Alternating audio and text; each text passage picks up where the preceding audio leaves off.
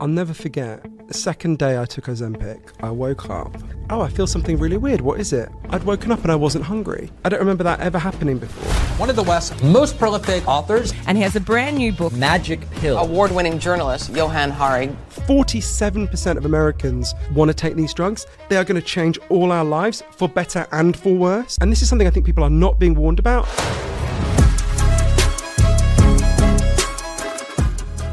Hey everyone, I've got some huge news to share with you. In the last 90 days, 79.4% of our audience came from viewers and listeners that are not subscribed to this channel.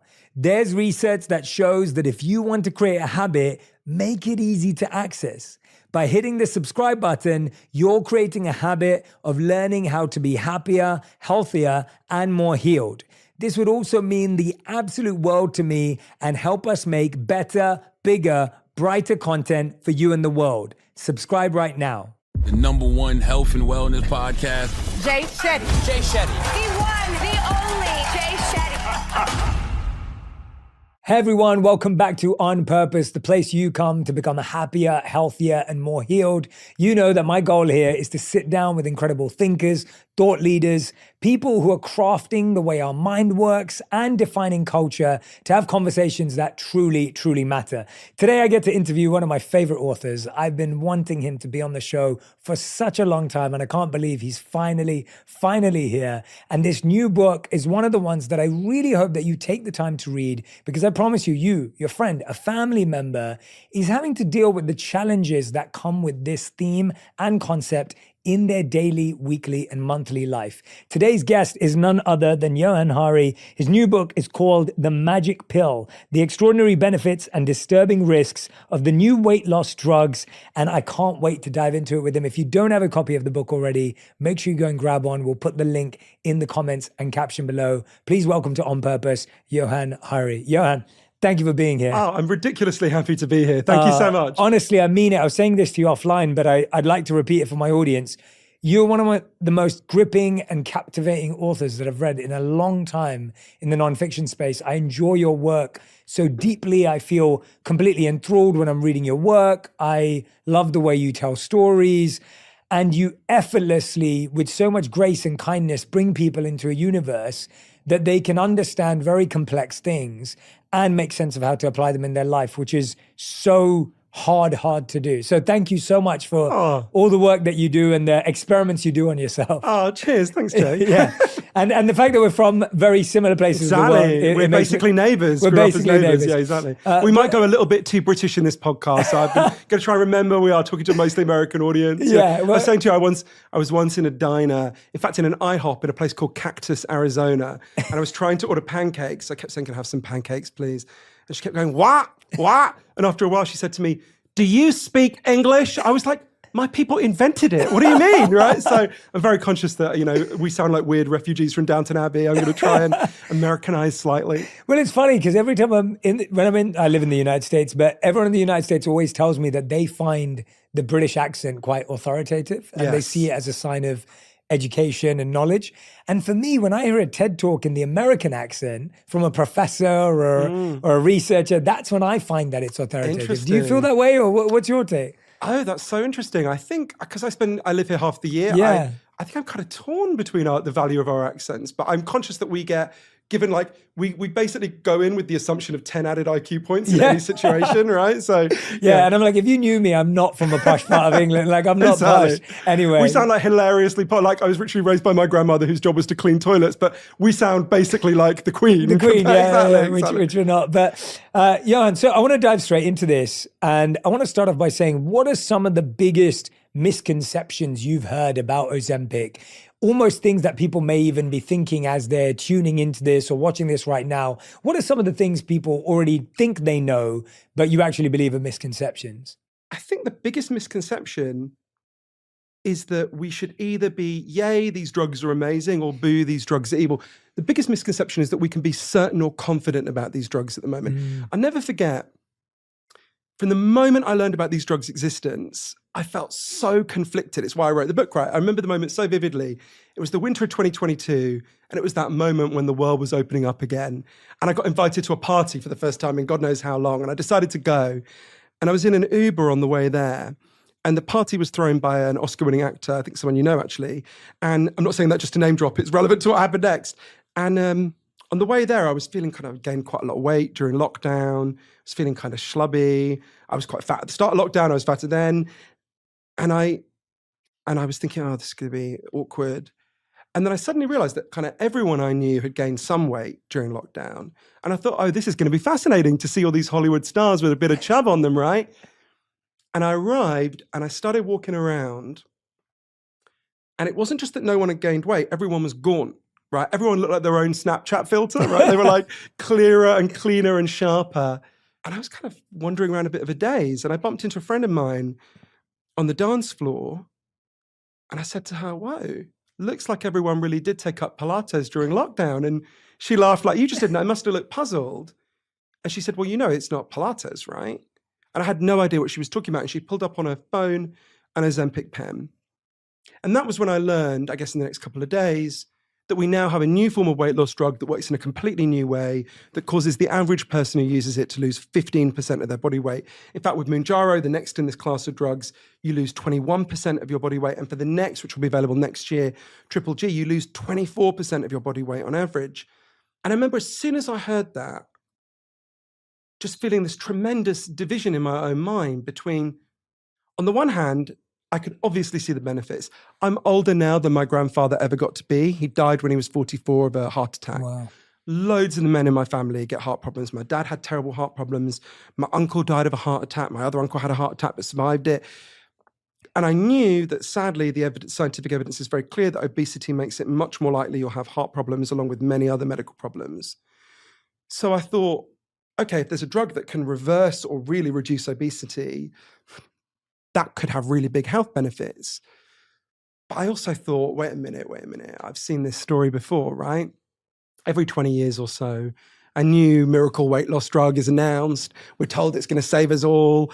Loads of people take it. They always discover it has some horrendous side effect that, you know, means it has to be pulled from the market, leaving a wave of terribly damaged people in its wake. So I thought, are we going to see that again? I also thought, what about the progress we've made with body positivity? What about what about people with eating disorders? There were just so many doubts that came into my mind.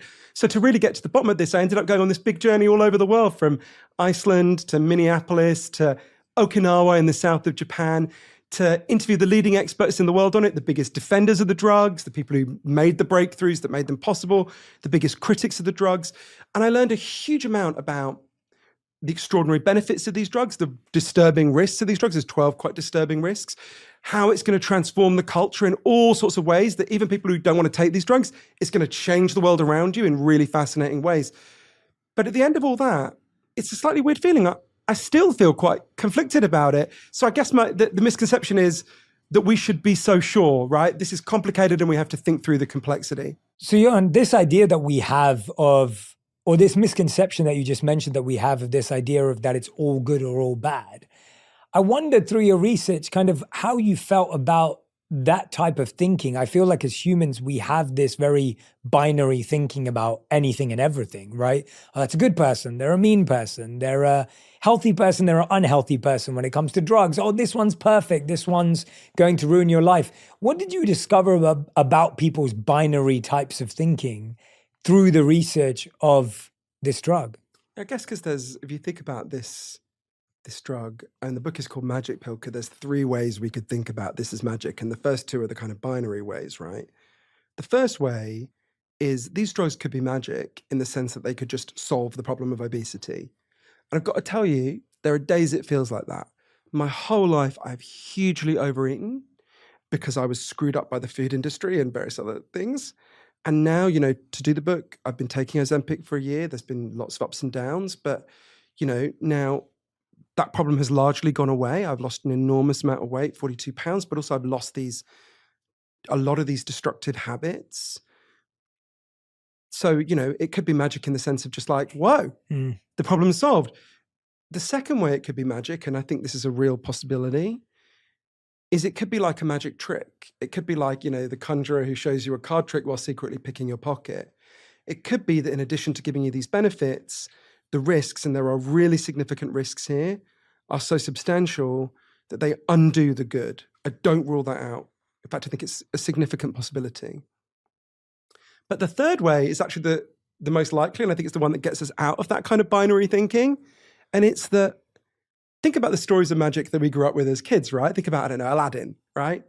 You find the lamp, you rub it, the genie appears and he grants your wishes. And your wish comes true, but never quite in the way you expected, right? You get what you wanted, but always at some weird right angle that you never anticipated. And we're already seeing that with these drugs. You've got to get out the binary of good or bad to think about that. But, Barclays Bank commissioned a really interesting, sober-minded financial analyst called Emily Field to just look at these drugs to figure out, okay, what's this going to mean for our investment decisions going forward? What should we be investing in? What should we not investing in? And she came back and said, if you want a comparison for the effect of these drugs, you've got to look at the invention of the smartphone, right? So if you and me had been speaking in whatever it was, 2007, when Steve Jobs unveiled the iPhone, we would not have been able to game out, DoorDash and TikTok and all these things that have transformed our lives that flowed from that. I think we're already beginning to see, outside that kind of narrow binary, such an array of things that are happening as a result of these drugs. 47% of Americans want to take these drugs.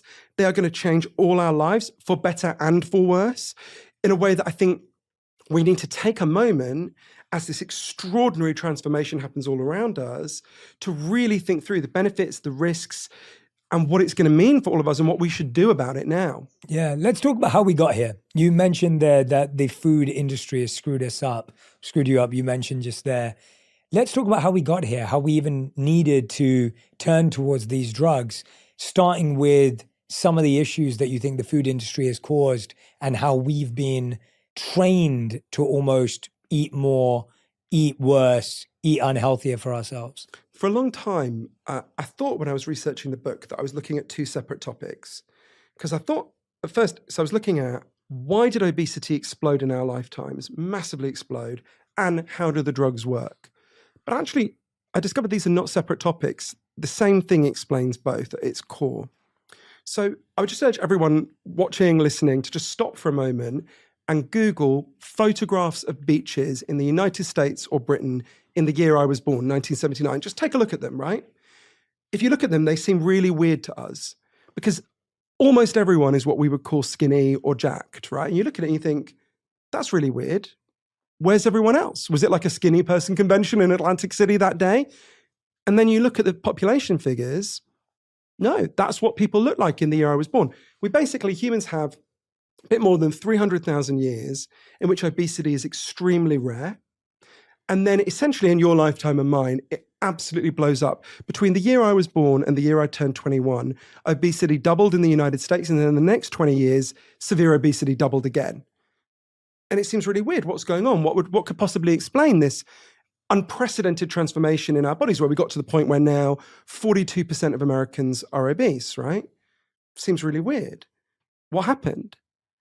We know what happened. This change takes place everywhere where one thing happens. It's not where people become weak-willed or lack willpower or become lazy or all the other cruel, stigmatizing things we say about overweight people.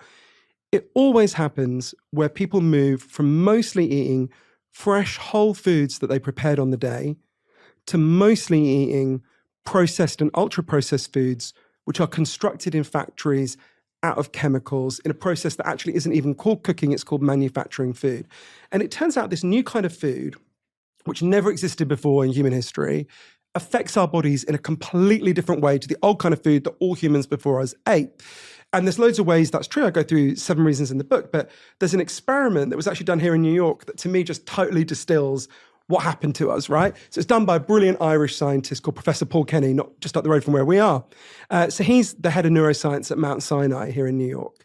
And he grew up in Dublin in Ireland. And when he was in his 20s, he moved to San Diego in California to continue his scientific research. And he quickly clocked, whoa, Americans don't eat like Irish people did at the time.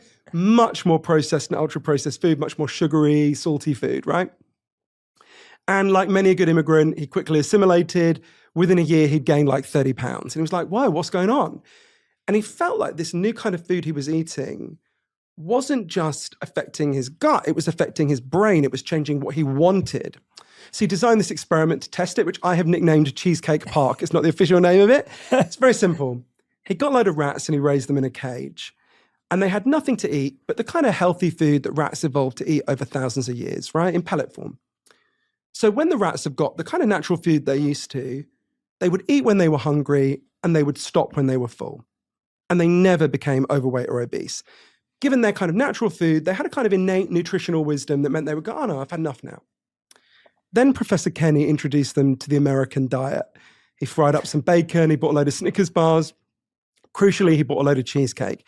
And he put it in the cage alongside the option of the healthy food. And the rats went crazy for the American diet. They would literally hurl themselves into the cheesecake and eat their way out, just completely slicked with cheesecake, right? And they ate and ate and ate and ate. And all that nutritional wisdom they'd had before disappeared. They just rapidly became obese. In fact, the way Professor Kenny put it to me was within a couple of days, they were different animals. And so this nutritional wisdom that they'd had before with their natural food just disappeared. The brakes were off, right? Then Professor Kenny tweaked the experiment in a way that to a lifelong junk food addict seems to me a bit cruel. He took away the American diet and left them with nothing but the healthy food they'd grown up with. And he was pretty sure he knew what would happen, that they would, eat more of the healthy food than they had before. And this would prove that junk food expands the number of calories you eat in a day. That is not what happened. Something much weirder happened. Once they'd had the American diet and it was taken away, they refused to eat anything at all. It was like they no longer recognized the healthy food as food. It was only when they were really starving that they finally went back and ate it. Now, what this tells us, and there's loads of evidence in humans, is the diet we're eating is profoundly undermining our ability to ever feel full. And in fact, the key word here, both in explaining the rise of obesity and how these drugs work, is satiety. It's not a word we use that often in everyday English, but it's the feeling of being sated, the feeling of having had enough and not wanting any more. And this kind of food we eat profoundly steals our satiety, right? And what these drugs do is they give you back your sense of satiety. They give you back your sense of being full, but with a potential cost, right? Yeah, and it's so fascinating to hear how so much of it has become stigmatized. You don't have enough self-control. You don't have enough willpower. You're not disciplined enough. And that's why it's leading to these things. And as you're saying, I mean, I've also read different work that talks about how our portion sizes have increased. And I remember the first time I came to the United States, I think I was 9 years old with my family. We were coming to Orlando to go to Disney World. Orlando. Yeah. I was going to get you to sing the Ozempic song in a second. But we come to Orlando, and I remember like getting one of those, you could get like this jumbo size Coke, like which was refillable at the gas station. And then if you wanted, you could get the double jumbo size Coke, which was refillable at every gas station. And I couldn't believe it. And that's all I wanted as a kid, right? I was like, that's the coolest thing ever. My parents got it for me. And then I was drinking refillable Cokes the whole time. And that's when you got diabetes the first time, right? Yeah. And I'm predisposed to diabetes because of my genetics. So it's so interesting. And similarly for me, I grew up as a chocolate addict. So I ate a chocolate bar, a chocolate yogurt, a chocolate biscuit, and a chocolate ice cream every day growing up. And I was very overweight growing up. I lost a lot of weight. Were you really? Yeah. 'Cause you don't look like you've ever been overweight. That's up until fascinating. age 14, 15. And then at 15, I started playing a lot of sports. I soon after became vegetarian and I lost a ton of weight. And for me, what happened though was I still had bad habits. So I got through university having a Sprite and a chocolate bar every single day. And it wouldn't show up as fat physically, but it would show up as, now I see it as glucose spikes. Now I see it as an increase in the chances of having diabetes and heading in that direction. And my wife has been the one to coach me more on the side of self-control and discipline and finding alternatives. And I've seen a huge shift in my life ever since I've stopped refined sugars, ever since I've switched my diet to whole foods, less processed foods. And I've done it in a very self-controlled way. I know how hard that is. I know how prone I still am to having cravings sometimes. And at the same time, I've lost taste for certain things. Anyway, I'm saying all of that to ask you the question of portion sizes have increased. We're eating fake foods that are making us want them more. We don't feel satiated when we're consuming. How does the drug actually make you feel satiated? Because I think it's important for people to understand that. What is happening in order for you to feel satiated? It's the weirdest thing. I'll tell you how it feels as an individual and then the science of it. I'll never forget the second day I took Ozempic, I woke up and I was lying in bed and I thought, oh, I feel something really weird. What is it? And I couldn't locate in my body what it was. And it took me about 5 minutes. And I suddenly realized I'd woken up and I wasn't hungry.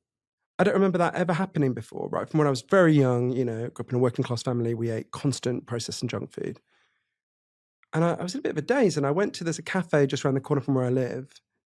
And I went in and I ordered what I used to order every morning for breakfast when I'm in London. It was a big brown roll with loads of chicken and loads of mayo in it. And I had like 3 or 4 mouthfuls and I just didn't want any more. I was full. I was full in a way that I never normally felt full. I thought, that's really weird. And I went for lunch that day. I went to there's a Turkish cafe next to my office. And I went in and I ordered what I used to order every day when I went there, which was a Mediterranean lamb. And again, I had 3 or 4 mouthfuls and I was just full. It was so strange. It was like kind of shutters had come down on my appetite. I can't think of another way to describe it. Or it was more like when I ate. So imagine you had just had Thanksgiving dinner or Christmas dinner, right? And you were stuffed. And then I came along and said, hey, Jay, great news. I've got you a KFC bucket, right? You'd just be like, oh, no. But you get to that level really, really quickly. So obviously I interviewed the people who made the breakthroughs for these drugs, scientists who'd worked on the key stages of developing the drug.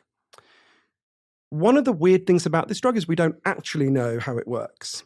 But there's some things we know for sure. There's a big amount of indeterminacy, but there's some things we know for sure.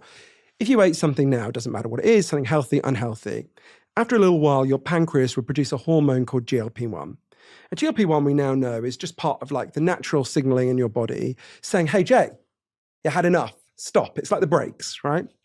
But that natural GLP-1 only stays around in your system for a couple of minutes and then it's just washed away.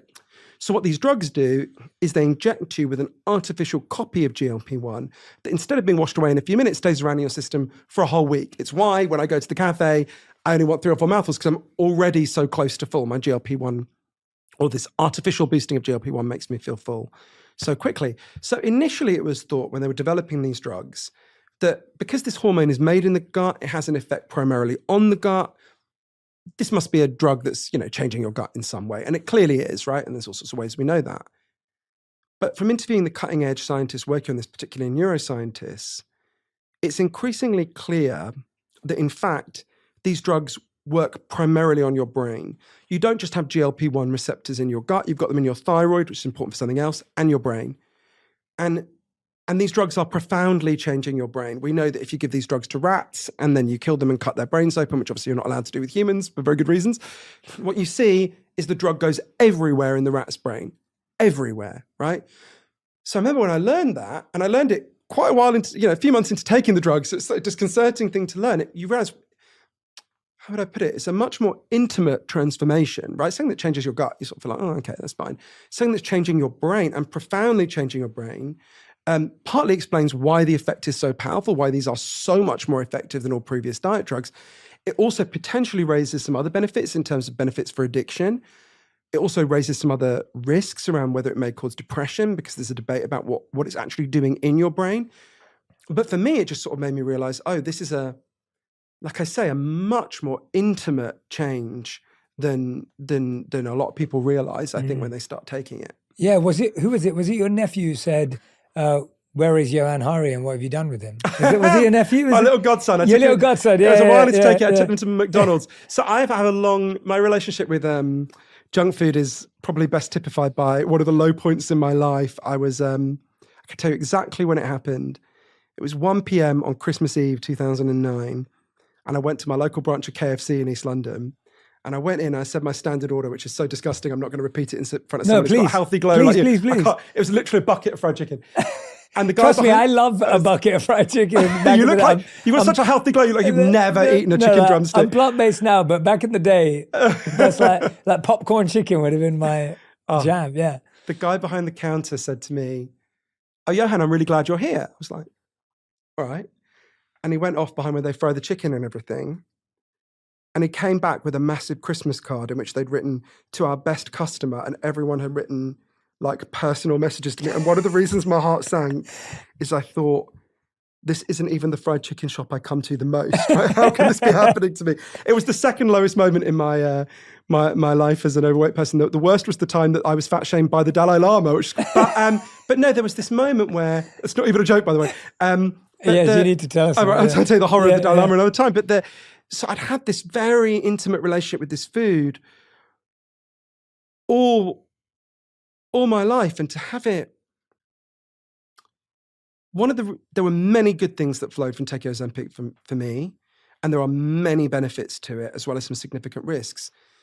But the weirdest moment for me, actually, was another moment that happened in KFC. In fact, one of my nephews said to me, a lot of the key moments in your life seem to happen in branches of KFC. I was like, oh, that's a good point. But I had a real epiphany about this, because what these drugs do is they profoundly interrupt your underlying eating patterns, right? You can't eat the way you did before. And this is something I think people are not being warned about, and I tried to take people through in a lot of detail in the book, is you need to be prepared that because of that, a lot of the underlying emotional issues that drive your eating may well come to the surface. So I had this moment for me. I was in Vegas. I was, as you know, I'm writing a book about a series of crimes that have been happening in Vegas that I've been researching for a long time. And I was researching the murder of someone that I knew and loved. And it was obviously very painful, as you can imagine. He was an incredible person. I was working on this, and I just, felt bad. And I went to this branch of KFC on West Sahara, which is one of the grimmest KFCs in the world. And believe me, I could write a book about all of them. And I went in, and really on autopilot. This was like 7-8 months into taking the drugs. I went in and I ordered what I would have ordered a year before, right? I ordered a bucket of fried chicken, and I had a chicken, and I wasn't even really thinking about the eating or anything. And I had a chicken drumstick, and I looked at this bucket and I thought, I can't eat this, right? Like I would throw up if I tried to eat this. And I remember Colonel Sanders was on the wall, and it was like he was looking at me going, hey, what happened to my best customer? And I remember thinking, oh, you're just going to have to feel your feelings, right? And it's interesting, if you look at the scientific evidence, there's scientific evidence for 5 reasons why we eat. One of them is the obvious one, to sustain our bodies. And I would have told you before I started taking this drug, that was why I ate, right? But here I am. Then I ate maybe 3,200 calories a day. Now I eat around 1,800. So all that other eating was doing something else, right? And I go through the 4 psychological reasons why we eat. They don't obviously applies differently to different people. And those things kind of get surfaced. And I remember going to one of my closest friends when I got back from Vegas and saying to her, I've got to stop taking this. I can't take it. This is too upsetting. And she said to me, Johann, stop taking it if you want to. That's fine. But you need to know these drugs are not causing this issue. This issue was there all along. In this case, what they're doing is giving you an opportunity to deal with those issues in a better way than drowning your feelings in saturated fats, right? And that's been a bumpy transition. Although I'm glad I stuck with it. Although lots of people I respect the fact they don't. Walk me through why people don't. Like what was their reasoning? What were they struggling with so much? I think there's a lot of things people struggle with the drugs, but in relation to I'm sure we'll get into lots of them. Yeah. But if we think about this specific one, if you want to think about the benefits and risks of these drugs when it comes to obesity, I actually think it's quite helpful to look at a parallel area of science. We've only been giving these drugs to people for obesity for a couple of years. But there's a parallel area of science that can help us to think about the benefits and I think some of the answer to your question. So, and it's bariatric surgery, right? Up to now, it's been very hard without some kind of external intervention to lose huge amounts of weight and keep it off. Clearly you did it. There are lots of people who do it, but it's actually a surprisingly small percentage of the people who try it succeed. I go through why in the book and the reasons are really important. So actually the most effective way up to now has been bariatric surgery, things like, stomach stapling, gastric sleeves. Bariatric surgery is a horrific operation. It's really grueling. 1 in 1,000 people die during the operation. It's no joke, right? But the reason people put themselves through that is because of the extraordinary benefits to their health afterwards. If you have, now bear in mind, they were severely obese at the start, otherwise you wouldn't qualify for the surgery. But if you have this surgery, in the 7 years that follow, you are 56% less likely to die of a heart attack. You are 60% less likely to die of cancer. you are 92% less likely to die of diabetes-related causes. In fact, it's so good for your health that you're 40% less likely to die at all in that 7-year period, right? And we know, similarly, that these drugs are moving us in a similar direction. So if you take these drugs and your BMI is higher than 27 at the start, you are 20% less likely to have a heart attack or stroke, right, in the years that follow. So I was going to say it's close to my heart. It is literally close to my heart, right? But you also, when you look at bariatric surgery, begin to see some of the drawbacks. And I think the key to what you're asking might be there. So one of the things that I think is really shocking is if you have bariatric surgery, your suicide rate quadruples in the years that follow, right? It's still quite a low risk. Most people have bariatric surgery, glad they did it. But quadrupling, that's a big effect, right? Just think, why would that be? What's going on? I think there's lots of things going on there. Some of it is actually the after effects of the surgery are pretty onerous. Some of it is you can't comfort eat anymore, so that pain comes to the surface. Some of it is a lot of people who are overweight kind of think, well, if only I was thin, my life would be really great.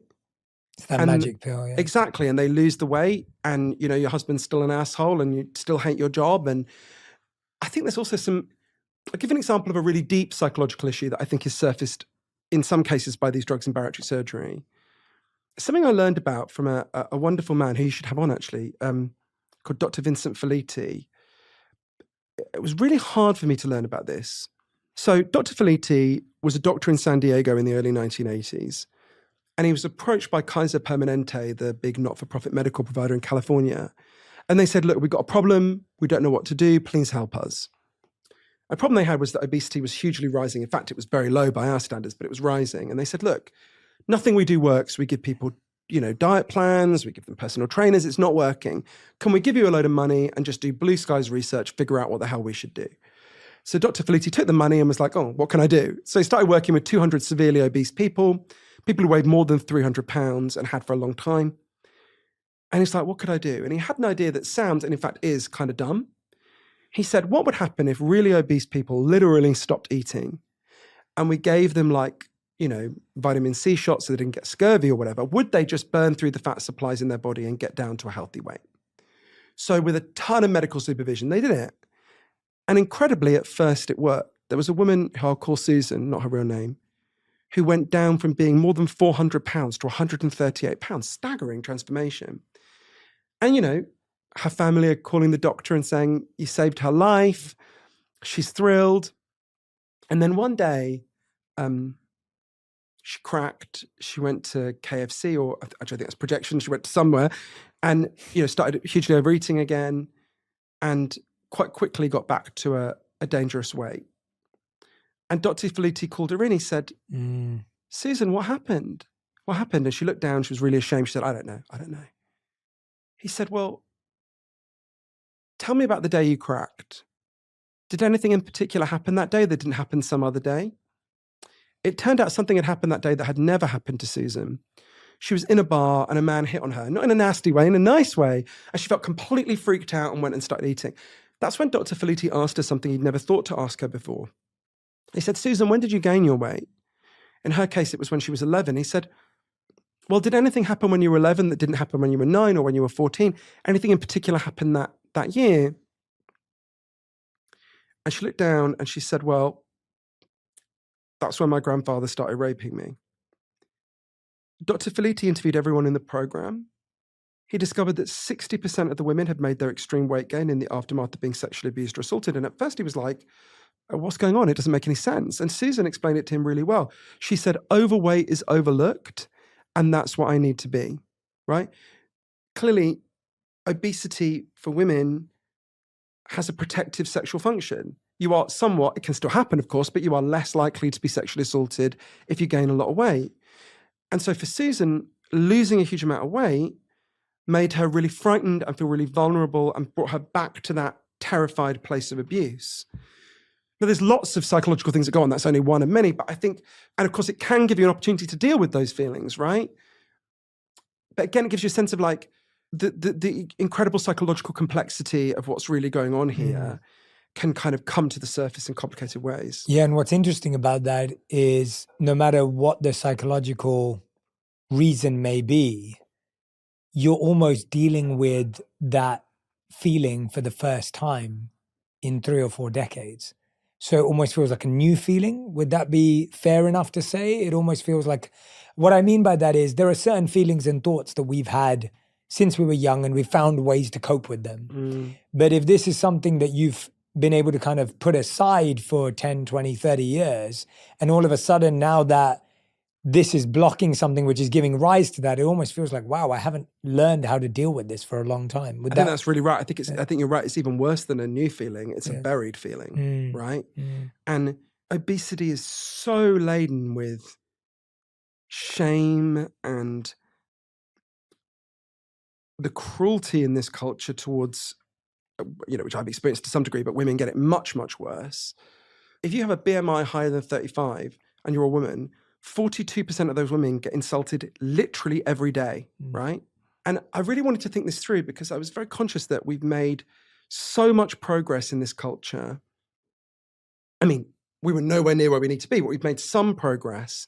I think about this, and one of the things I really worry about in relation to these drugs, I think it's really distilled in a moment, probably the worst moment in the whole writing of the book for me. So I've got a niece called Erin, who's 19 now, but in my head, she's fixed as a 6-year-old. Like, she's the baby of my family. She's the only girl. She's the youngest of my brothers and sisters' children. But one day I was FaceTiming with her after we'd taken the drug for a while. And she was sort of praising me in a teasing way. She was like, oh, I never knew you had a jaw, Johann. I never knew you had a neck. And I was kind of preening. And then she looked down and she said, will you buy me some Ozempic? And I laughed because I thought she was kidding. And I realized she wasn't. And she's like a perfectly healthy weight. She always has been.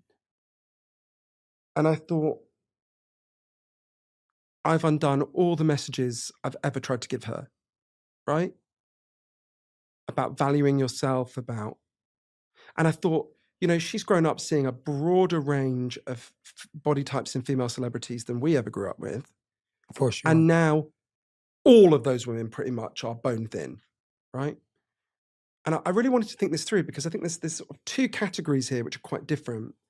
There's overweight and obese people who are taking these drugs to get down to a healthy weight, right?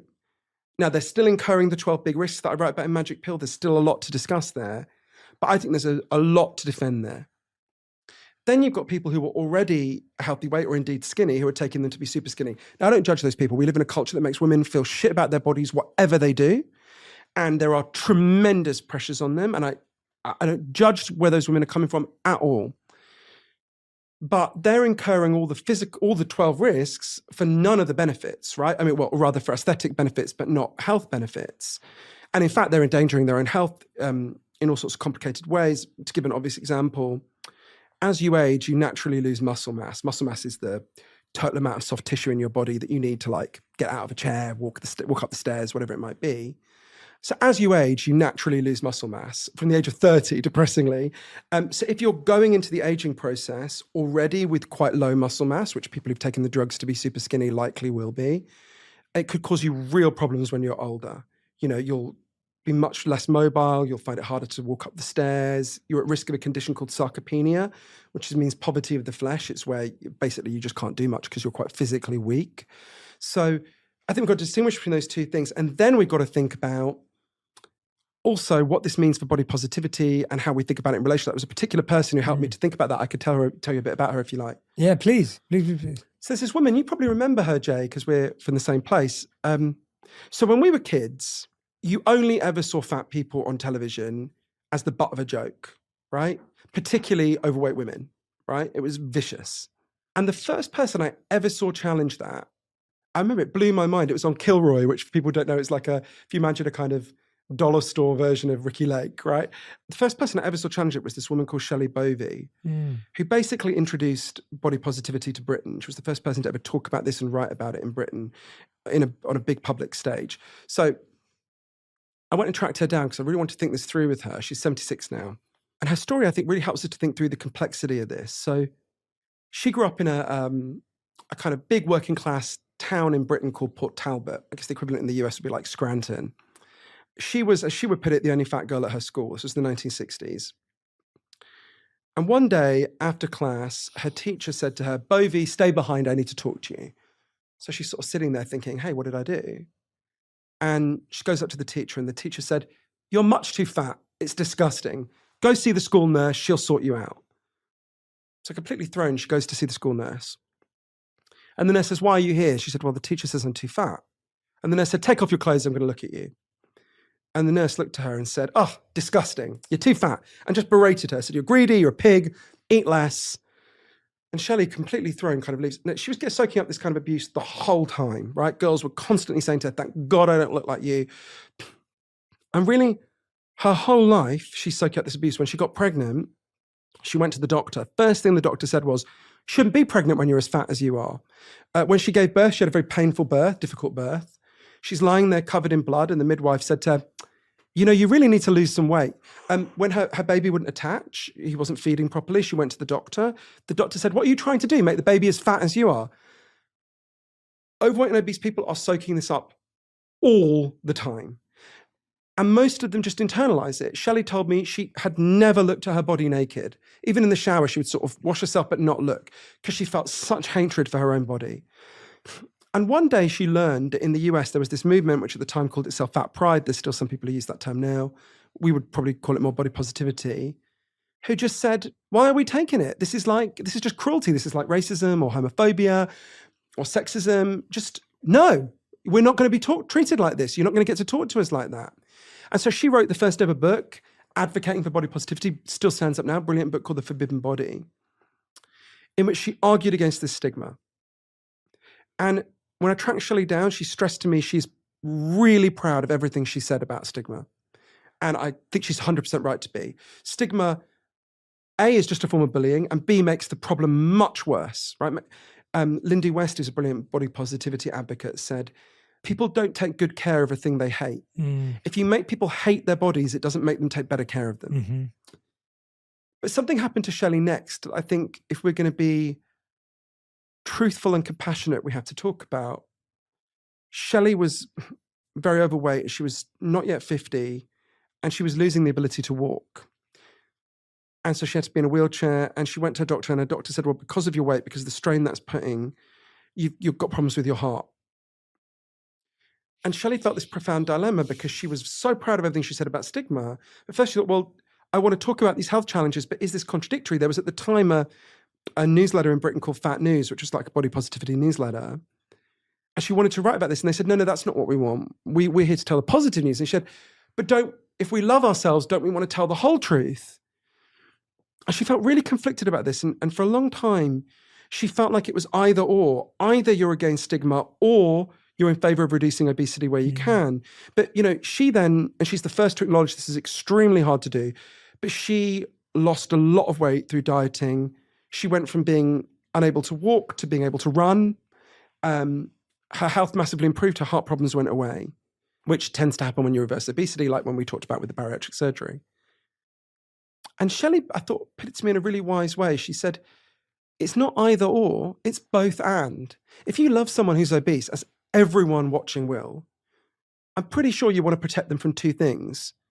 You want to protect them from cruelty and bullying, and you want to protect them, if you possibly can, from the more than 200 diseases and health complications that are made much more likely by being overweight or obese. And I was kind of shocked when I looked at the science of this with an open mind. I'm very happy to challenge scientific consensus. I've done it before in my previous books. But when you look at the scientific evidence, and I was trained to assess scientific evidence at Cambridge University, I was kind of taken aback by how bad obesity is for your health on average. Of course, there are exceptions. My mother smokes 70 cigarettes a day. She's alive and well at the age of 78, but she's an outlier. I mean, even think about something as simple as diabetes, right? I'm really embarrassed to say this, but I thought, if you'd asked me a couple of years ago, okay, I knew that obesity makes diabetes much more likely. If you're obese when you're 18, you have a 70% chance of becoming diabetic in your life. But I thought, okay, that's not good, but as long as you've got good health insurance and you get insulin, you're basically like everyone else. A diabetic with insulin is like me or you.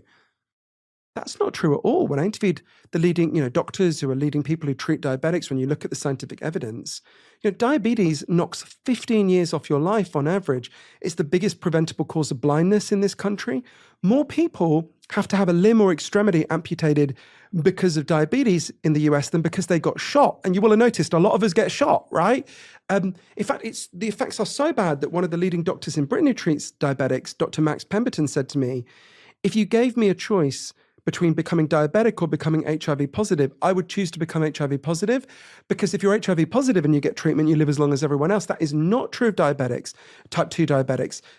You have a shorter life, and you're much more likely to have a terrible last few years where you're blind or you're horribly, your body is mutilated.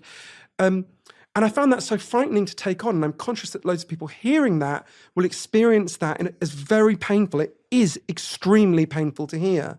And it's an extremely painful truth. And we have to communicate it with great compassion and love, and not as concern trolling and I hate even saying it, because you can see how it gives ammunition to the bullies in a way, because they use that as like, oh, babe, I'm just worried about your health. I get that. But Shelley really taught me, as she put it, we have to live in reality, and we have to be as compassionate as we can within that reality. We have to do both, right? And I'm conscious this is a long answer, but I'll just give an example. One other person who helped me to think about this is a brilliant guy I interviewed called Jeff Parker. He's a 67-year-old retired lighting engineer in San Francisco. And Jeff, a couple of years ago, was very severely overweight. He was finding it painful to walk. He had gout, he had liver problems, kidney problems. He was taking fistfuls of pills every day. And he started to take Mounjaro, which is one of the new weight loss drugs. And he lost a lot of weight. All his health problems went into remission. Doctor almost took him off the pills. Now he walks his dog over the Golden Gate Bridge every day. He said, I feel like I'm going to enjoy my retirement now. I don't think we can say to someone like Jeff that improvement is not meaningful, right? There are maybe the risks of the drugs will outweigh that benefit to him and for others. That's a real possibility. It's why I put a lot of weight on the 12 risks of these drugs in the book. But I do think we have to acknowledge that a lot of people who do successfully reverse their obesity, which is much easier to do now than it's been before, do experience a massive improvement in the quality of their life. I do think we're not being honest with people if we don't explain that as well. Mm.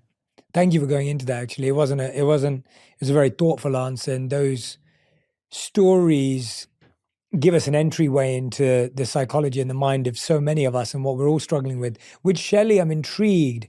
How is she now perceived by her community that she was the face for, having now dieted, lost weight, it sounds like, and may appear different visually?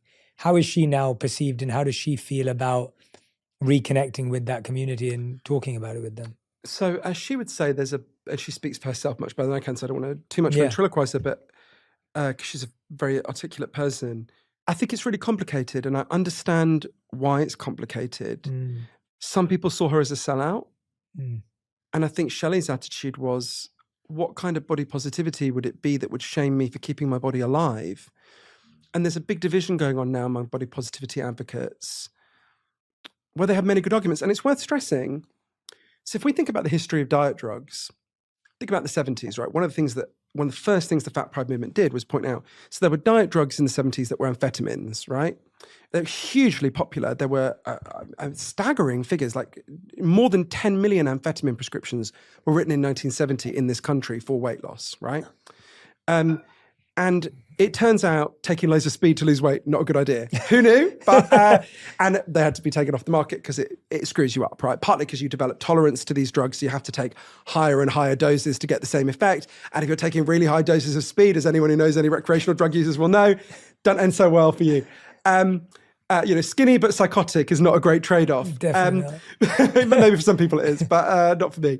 And so a lot of the Fat Pride movement very presciently warned at the time, this is really going to screw people up. Don't do it, right? And they've been entirely vindicated by that.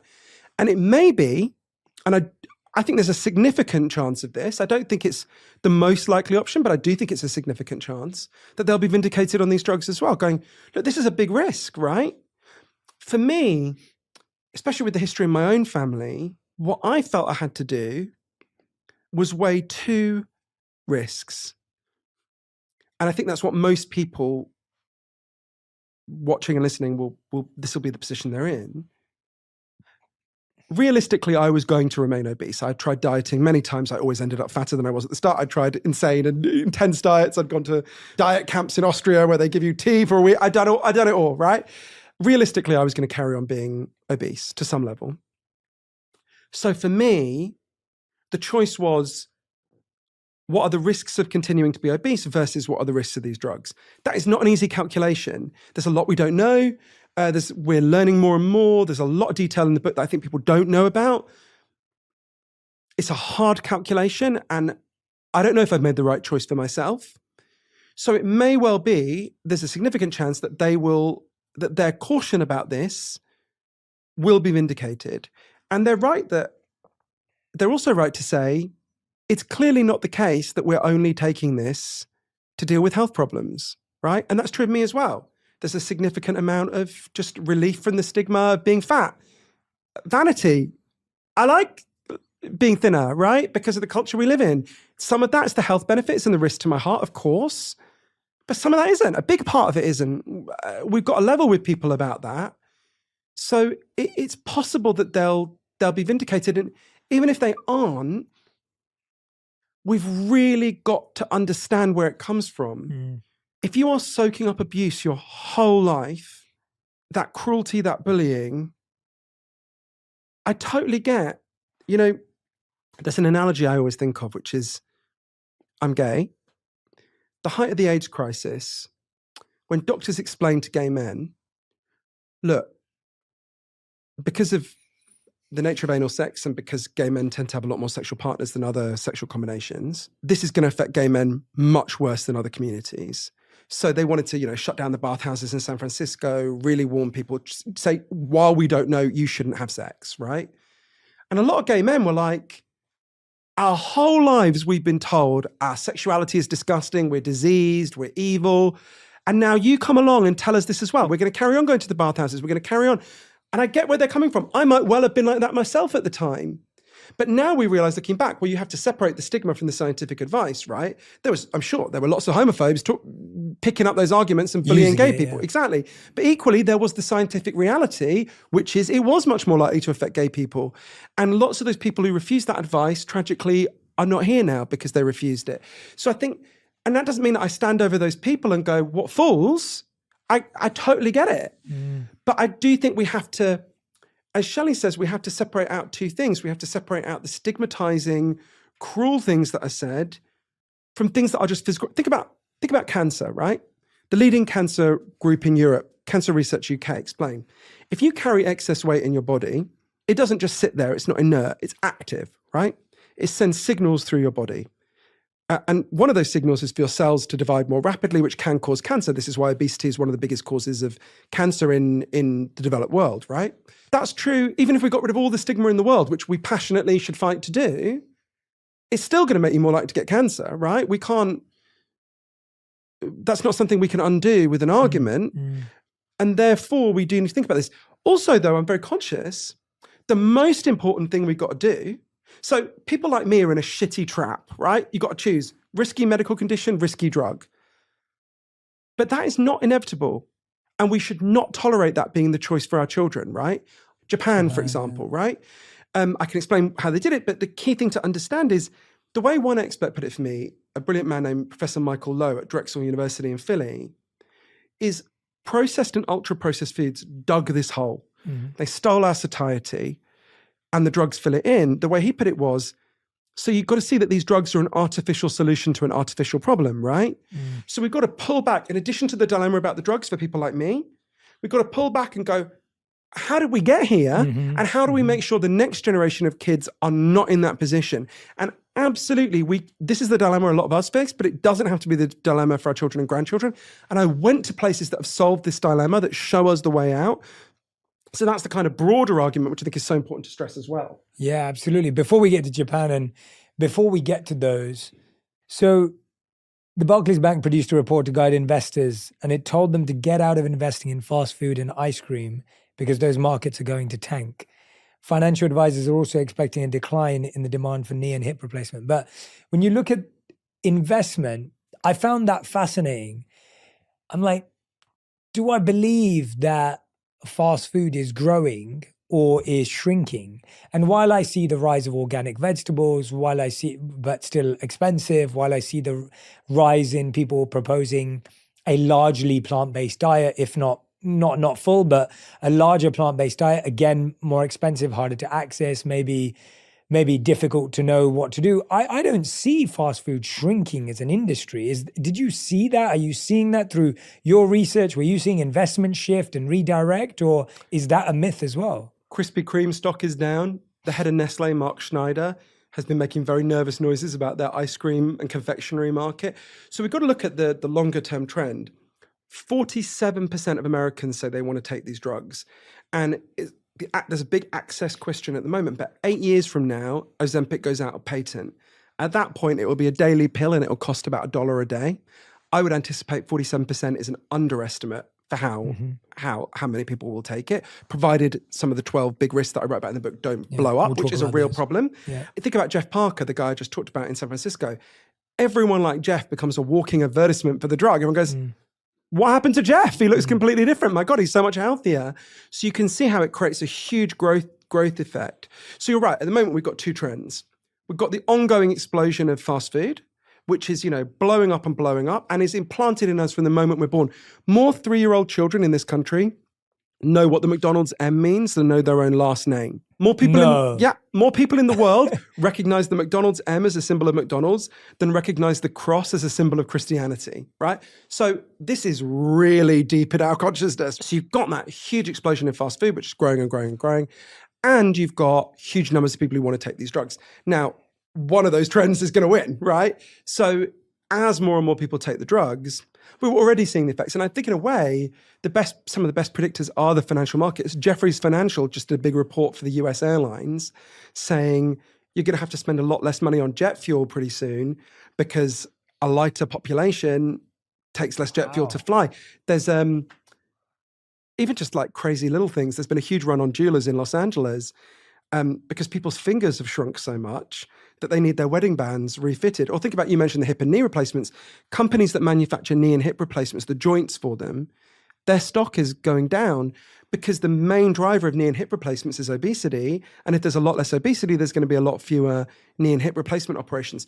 So I do think you're right. The trend you're seeing, which is the growth of fast food, which only more and more. I mean, thank God when I was a child, you couldn't just push a button on a device and they'd bring McDonald's to you, right? You had to actually leave your house at least. Yeah. Can't imagine how overweight I would have become if that had been the case.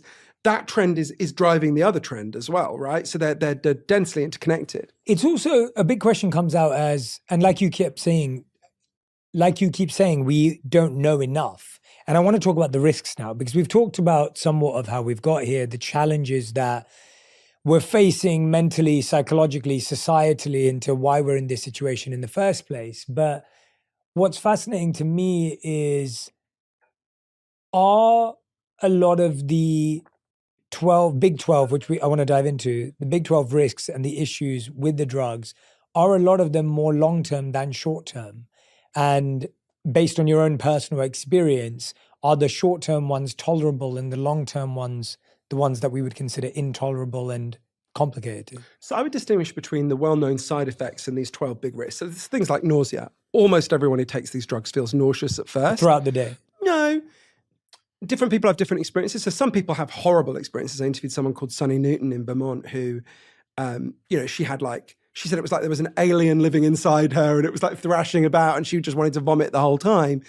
That's rare, but not unheard of. I mean, in the clinical trials, about 5% of people did just stop because the nausea was so bad. For me, it was like, it was mild. It was like when I would get on the bus or something, I would get a little bit of exaggerated travel sickness. But like if I'd got that feeling just randomly on a normal day, it wouldn't have stopped me going about my day. It just would have been a bit unpleasant.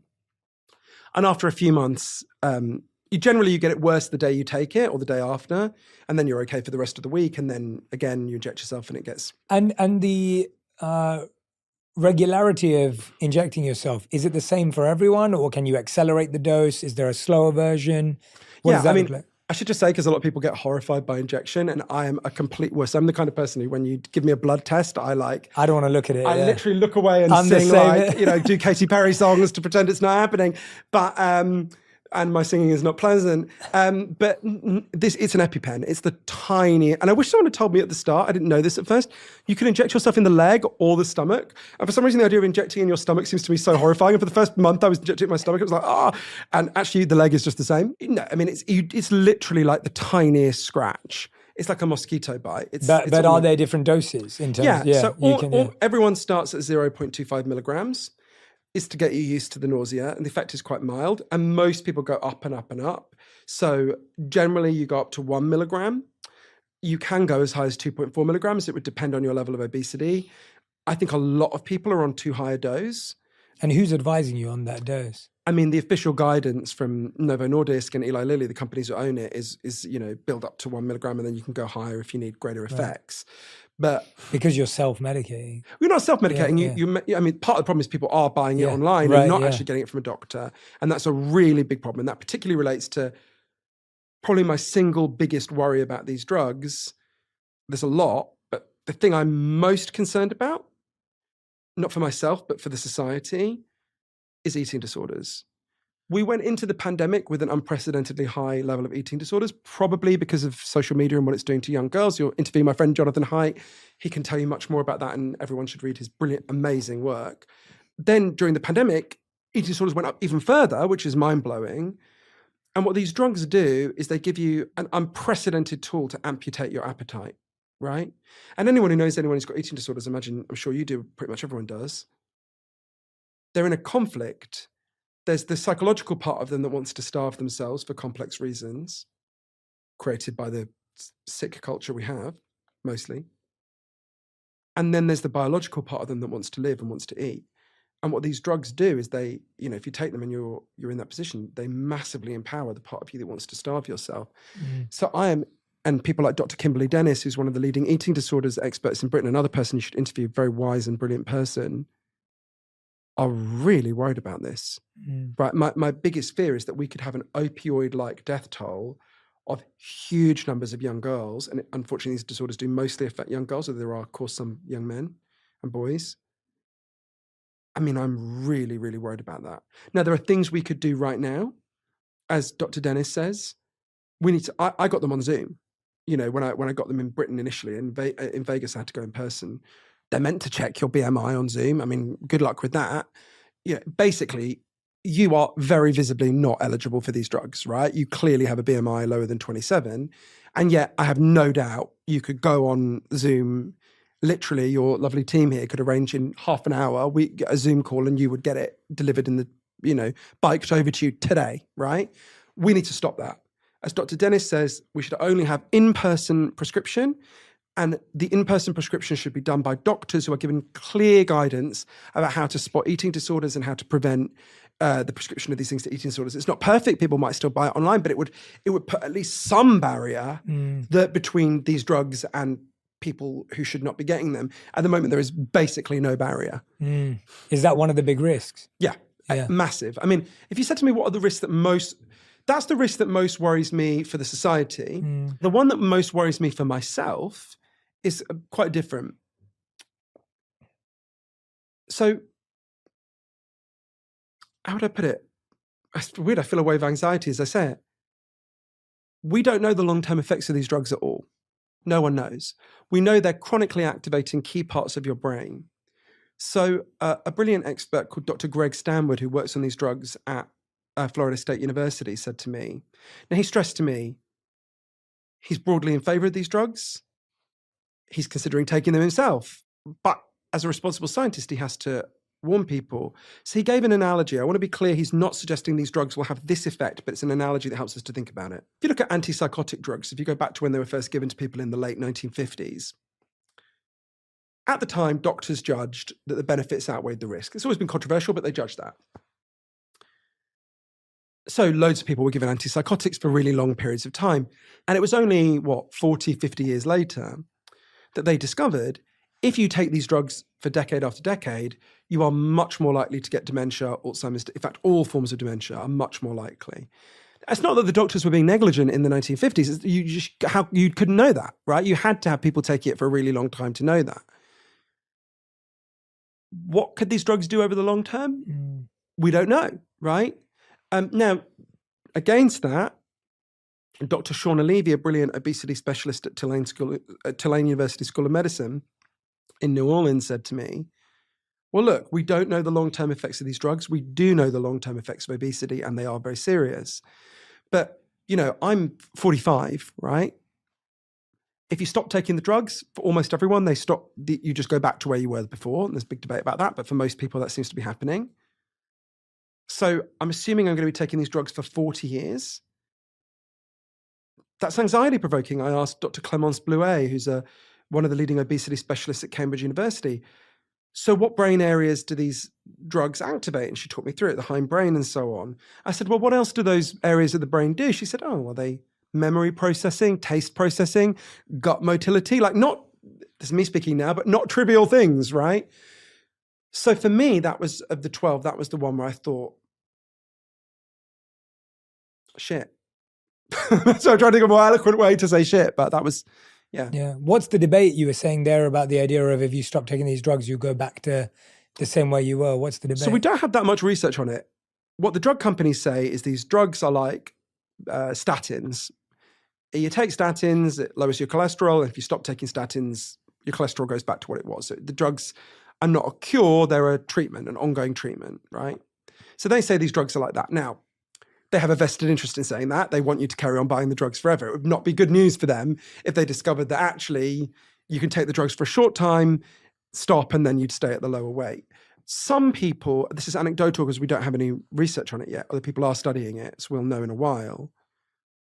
Like, I'll give you an example. Someone I know took Mounjaro, lost loads of weight, interrupted their relationship with junk food, started exercising a lot in a way they felt too embarrassed to do when they were obese, and has now stopped and seems to be maintaining that lower weight. So how many people will there be like that? We don't know. I mean, the early studies we have, we're just looking at if you take it and then stop. But what about motivated people who change, use it as a tool to promote change? We just don't know. How long does it take to measure for us to realize how long do you need to be on it for to have those long-term implications? Like, how long will we have to study, research, and measure? I mean, when you talk about the medium-term effects, and again, it's important to be balanced about this because it's a complicated truth.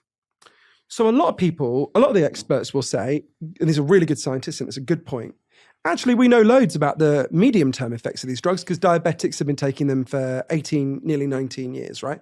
So for people who don't know, these drugs, in addition to having this effect on your appetite, also stimulate the creation of insulin, which is what diabetics, both type 1 and type 2 diabetics, are lacking. It's why it's a diabetes treatment. And so actually we've got 18 years of data on diabetics. So I'm putting it more crudely than they would, but if the drugs made you grow horns, the diabetics would have grown horns by now, right? And that's a good and important point, and it should give people some degree of security.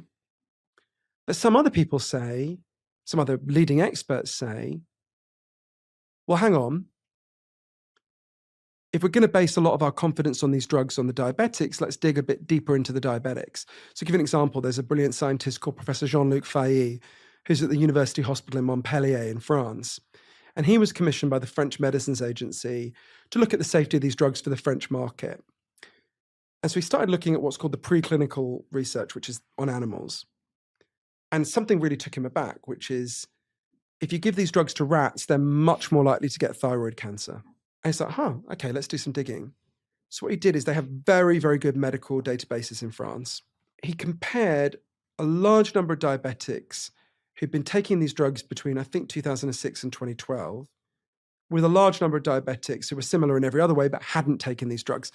And what he calculated with his colleagues was, if he's right, and it's highly contested, these drugs increase your thyroid cancer risk by between 50 to 75%. And he said to me, well, you've got to understand what it doesn't mean. It doesn't mean if you take the drugs, you have a 50 to 75% chance of getting thyroid cancer. If that was the case, we'd be having bonfires of Ozempic all over the world. What it means is, if he's right, whatever your thyroid cancer risk was at the start, these drugs increase it by 50 to 75%. Now, thyroid cancer is an overall low risk. 1.2% of people get it in their lives. 82% of them survive. So it's a relatively, but it's a big increase in a small risk, right? And I'm very conscious, that you've got to weigh that against just the cancer risk of continuing to be obese. But also, one of the things that really worries me about that is if you think about the history of diet drugs, very often they began to unravel based on small warnings. So if you think about, there was a diet drug in the 90s called fen-phen, the most popular diet drug ever before Ozempic. So if you look at how, it was a combination of two drugs. It was an appetite suppressant called flexfluoramine and an amphetamine called phentermine. And it really worked. People who took it got the same level of weight loss as people get on Ozempic. And people talked about it in a very similar way. Front page of Time magazine was the new miracle weight loss drug, right? Very similar. In 1995, there were 18 million fen-phen prescriptions in this country. It was huge. And then it was discovered, a small group of doctors in a practice in Fargo in North Dakota noticed, a lot of people using this drug in our practice seem to be having trouble breathing. Wow. And so they raised what's called a safety signal. It was then investigated.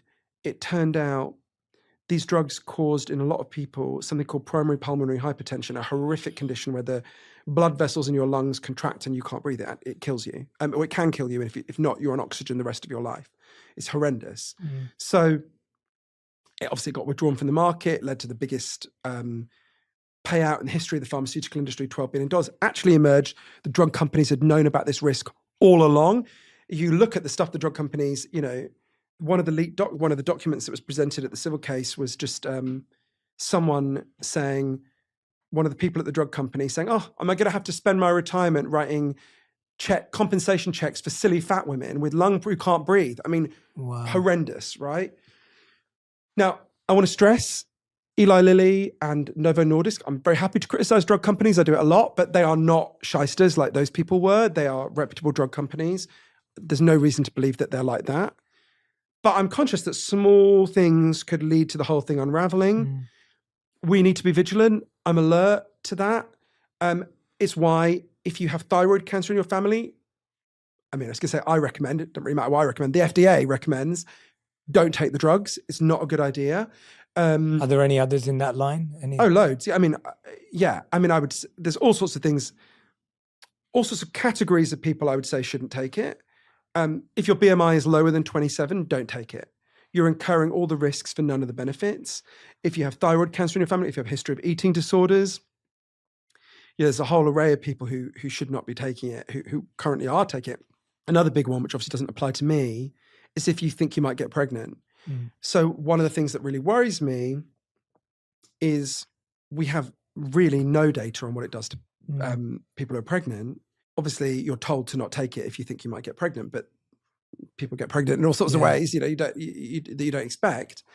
So we know rats, when they're given semaglutide, the active component, are much more likely to have children with birth deformities, fetuses with birth deformities. Dr. Stanwood, who I mentioned before, at Florida State, said to me, again, stressed, he's broadly confident, but has to alert people to potential concerns because he's a very responsible scientist. He said, to think about this, you might want to look at the long-term research on mothers who are exposed to contaminants when they're pregnant. So think about, for example, mothers who are exposed to lead. This happens scandalously frequently in this country because a lot of poor people still live in housing that still has lead in it. And still get water from, we know about Flint, Michigan, but actually in lots of places get water from pipes that are made of lead. It's insane that in the richest country in the world we allow that, the poisoning of children. But anyway, if you look at mothers who are pregnant and get exposed to lead during pregnancy, actually their babies look like all the other babies. It seems like there's no difference. But when those kids get to be 12, 13, we know that they have less impulse control. They're more likely to have attention problems. So it seems to have affected their developmental trajectory, even though that wasn't immediately obvious at first. Right.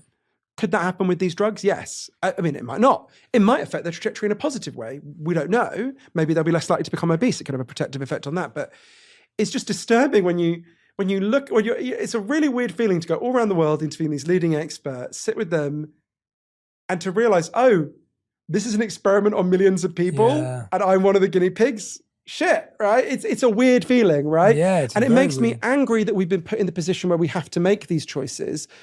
Like I say, there are countries that don't have to make these choices because they didn't allow their population to be fucked up with processed and ultra-processed food in the first place. And that pissed me off. Yeah. What has been the most horrific Ozempic story so far? Most horrific Ozempic story. Well, I interviewed people who've gone through rough experiences. I want to stress this is very rare, but there's a condition called pancreatitis, which is excruciatingly painful. It's basically where your pancreas doesn't work properly. Doctors compare the pain of pancreatitis to being stabbed, and it makes you 9 times more likely to get pancreatitis when you take these drugs. So pancreatitis is very rare, but it's obviously a huge increase in this very rare thing. I interviewed a woman called Michelle Stesiak who lives in Myrtle Beach in South Carolina, which is a place I only thought existed in country songs until I interviewed her. And Michelle said to me, she went for Ozempic for weight loss. The doctor said, there's these rare side effects. One of them is pancreatitis. She said, no, my luck, I'll probably get it. And she started taking it, lost loads of weight. 6 weeks later, she went to visit her daughter in Pittsburgh. And she woke up, she said, in the most excruciating agony she'd ever been in. She felt like she was being stabbed all over her body. And she was rushed to hospital. And they identified pancreatitis. And the first thing they said was, are you an alcoholic? She said, no. Then they said, are you taking Ozempic? She was like, yes. So that was probably Michelle said to me, I've had children. It was much worse than the pain of childbirth, right? So, which thank God you and I will never have to go through. But unless you've got something you want to announce, Jay. But there's some real horror stories. And most people are not having these horror stories. Most people are having, I want to be responsible. Most people's experience is more like Jeff Parker or Oprah than it is like, Michelle. Yeah. But that's now. 20 years from now, 30 years from now, 40 years from now, we don't know what the picture will be, which puts us in this difficult position. So we've got some questions from the team that yes, I tell wanted me. to refer to. Hello, So team. This is the team. So what is your view on when Ozempic should be used for kids, if at all? For me, the debate about Ozempic for kids threw open the whole thing for me because for so many reasons. Because it's when you look at kids that you realize how this is a crisis created by the fast food industry, right? And by processed food industry and by the fact that we as a society have allowed that industry to poison our kids, right? Think about where we are in Brooklyn. Try walking around Brooklyn with a kid and them not seeing ads the whole time saying, you don't feel good? Hey, stuff your face with our shit, right? The first thing I want to say is this is a crisis created by them and we need to stop them doing that. And we can do that. And I went to places that have done it. But given that's where we are, I think people are in a really tough position because I'm very sympathetic to both sides of that debate. So for example, I interviewed a really lovely woman called Deborah Tyler, who's a nurse in Connecticut. Her daughter was very severely obese from when she was very young. And she took her daughter to the doctor when I think she was 8. And the doctor said she had liver problems. And she's like, can you imagine when you've been told your child has liver problems at the age of 8? And she faced this agonizing decision about whether to put her daughter on Ozempic. And in the end, she decided to do it. And her daughter's liver problems have gone away. So I have, and she's still very agonized about it. All the problems are accentuated when it comes to children. I mean, there are benefits. Dr. Giles Yeo, who's one of the leading experts at Cambridge University on obesity, explained to me, if you are obese when you're a child, it is very hard to become unobese. I mean, you're unusual, right? It happens, you're proof of that. There are other people who are proof of that, but most people don't, right? It's really partly because as you become obese, all sorts of changes happen in your brain that make it very hard to go back, that I go through in the book. So there's a case for dealing with it early, right? And we know childhood obesity, has really devastating impacts on your health throughout your life and radically shortens your life on average. There are other people who I have a lot of sympathy for, like Professor Dan Cooper, who's at UC Irvine, who say, well, A, and I can't believe anyone would disagree with this, we need to deal with the underlying causes, but the environmental factors, but B, children are not miniature adults, right? This could affect children in different ways. For example, one of the things children use calories for is bone mineralization. And if you don't have enough calories, maybe your bones don't form properly. Maybe they'll become osteoporotic as they get older. So It's really complicated. Novo Nordisk is currently doing a trial on giving these drugs to children as young as 6 years old. It turns my stomach. It's a sign of a sick society that we've reached this point. We need to fix the society. But if you're trapped in the choice that Deborah Tyler is trapped in, honestly, I think I would probably do what she's done and I would feel as anguished as she does about it. So this came up with what you just mentioning now. Like, what is your view on Oprah's Ozempic special, and what were the benefits and some of the challenges that came from it on people's perspectives?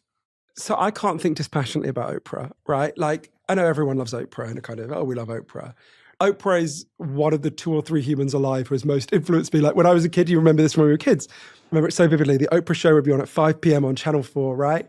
And no one in Britain when we were kids spoke like Oprah, right? No one spoke about their emotions. No one spoke about in this extraordinary and profound way that Oprah does. And I really think one of the reasons I get on well with Oprah, I think, is because I've so internalized her voice that I sort of, I mean, clearly as a British person, you can't talk like Oprah, but like, well, and clearly no one can talk like Oprah, but you know what I mean? Like, so I can't think dispassionately about it because I love her so much and I'm weirdly friends with her.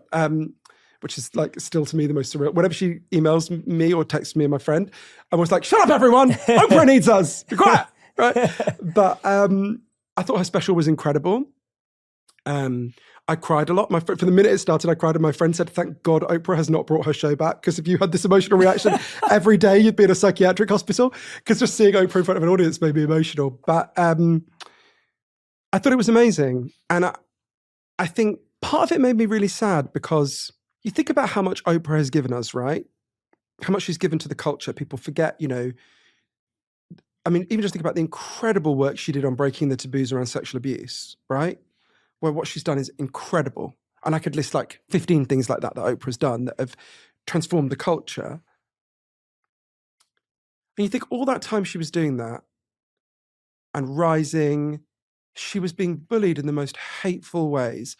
I really recommend people watch, and this is someone else who I admire and was a damaged person, so I don't want to say this in a spirit of judgment, but you can watch it on YouTube.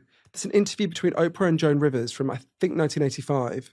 And I'll preface this by saying, A, Joan Rivers was the funniest comedian I've ever seen, and B, Joan Rivers was someone who hated her own body and was at war with her own body, so she's externalizing something that's an internal, horrifying battle. But it's viscerally shocking when you watch it now. She says to Oprah something like, I haven't watched it in a long time, so I'm going to get the exact wording wrong, but she says something like, you can't be this fat. You need to lose weight. And it's not said as a joke. It not framed as like, I mean, it wouldn't be acceptable as a joke, but it's not even framed as a joke. And you can see Oprah just looks really thrown and makes some joke about herself, because what else could she do? But you think, God, that's the Tonight Show. They're on the Tonight Show, right? That's because Joan was the guest host. How many people watched that? 25 million people? That's being brutally shamed in front of 25 million people. And you think Oprah's carrying that the whole time. She's torturing herself. You know, the famous image of her with the thing that represents as much fat as she's lost. And you think, God, I feel so sad. Even if you're Oprah, you get tortured about it, right? You just realize. So to see her overcome that and see her looking so well and to see her given a space beyond that stigma, I found incredibly moving. But that's tied up for me with so many other feelings about Oprah that I can't really, No, for sure. And do you feel like some of that stigma is now going the other way too, right? Oh, you lost weight because of Ozempic. So then that stigma creeping in. I think what's happening is a complicated thing. Just like the drugs interrupt the way we eat and bring to the surface these emotional feelings we didn't know were there, I think culturally, Ozempic is leaching out some deep underlying ideas about obesity. So, for example, I'm experiencing them to myself. When I was taking the drug, I kept thinking, I'm cheating. I'm doing something wrong. I'm thinking, that's really weird. One of my best friends takes statins, right, to lower his cholesterol. I've never once thought cheating to get lower cholesterol than me. You'd think I was crazy if I said that, right? That's really weird. What's going on here? And I think it lies with, I looked a lot into the history of obesity and how we talk and think about it. So if you look back in the 6th century, the Pope Gregory I, was the first one to lay out the 7 deadly sins. And one of them is gluttony. And it's always depicted with like some hugely fat person pigging out. It's very deep in our kind of psyches to think of obesity as a sin, right? And one of the ways you know that is, what are the forms of weight loss we admire? There's basically only one form, and it follows the classic Catholic pattern of like the sinner. You're a sinner, you've got to be tormented, you've got to go through hell and purgatory, and then we'll forgive you. So think about that game show, The World, is it called The Biggest Loser? Mm-hmm. Repulsive and wicked show, in my view. But it's where people haven't seen it, people are very unwell, very seriously overweight, are humiliated, made to take part in very extreme and in fact dangerous forms of exercise and starve themselves. And whoever loses the most weight is the biggest loser and therefore wins. It's like, oh yeah, if you torture yourself and go through agony, then we'll forgive you for your sin. Then we'll go, well done, good job, Joe, right? But I think one of the things that's weird with Ozempic is it's so easy, right? So it's like, I think a lot of people look at it and go, well, you haven't paid for your sin, right? You haven't suffered. If you suffer, we might forgive you. You suffer with bariatric surgery. I also think it underlies, you think about cheating, right?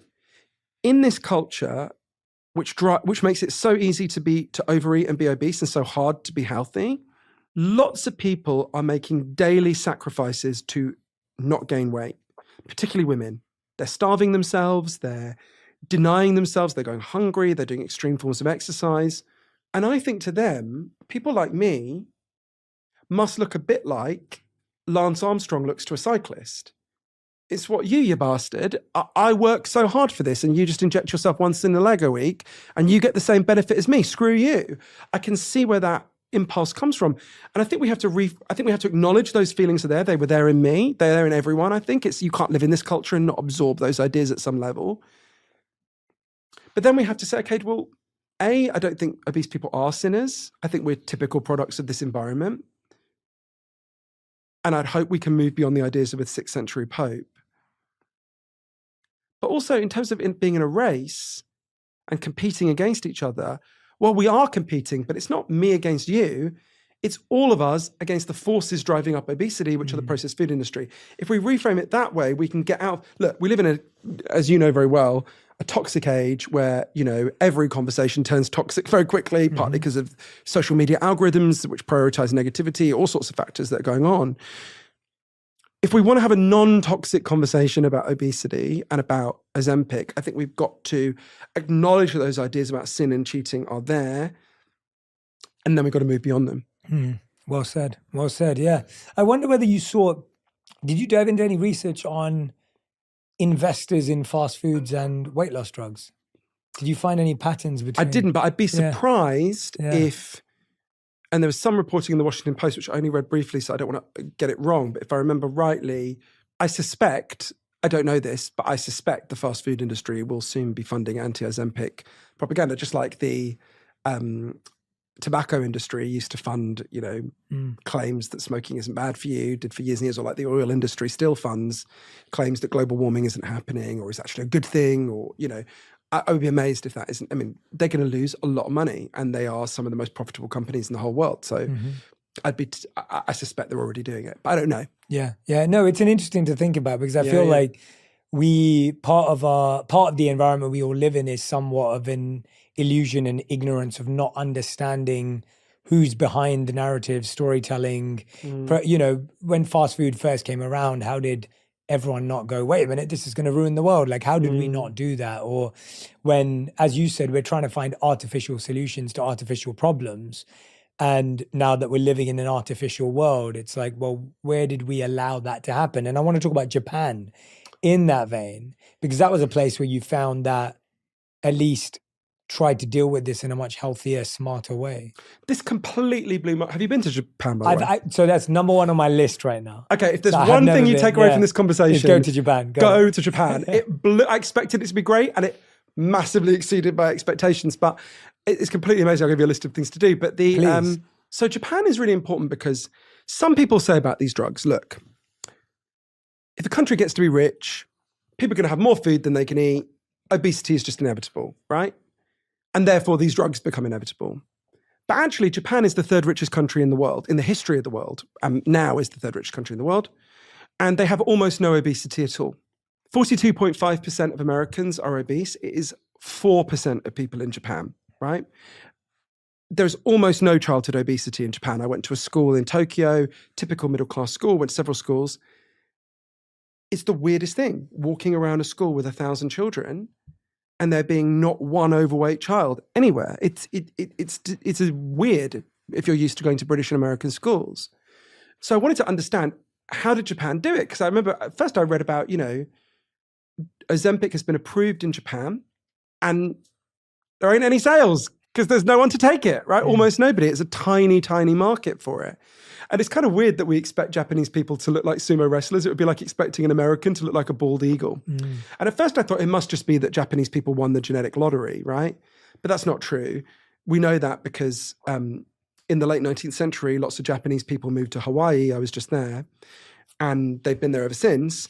And Japanese Hawaiians are almost as overweight as other Hawaiians. So, and it's not that their genes suddenly mutated in the 120 years since. So something else is going on, right?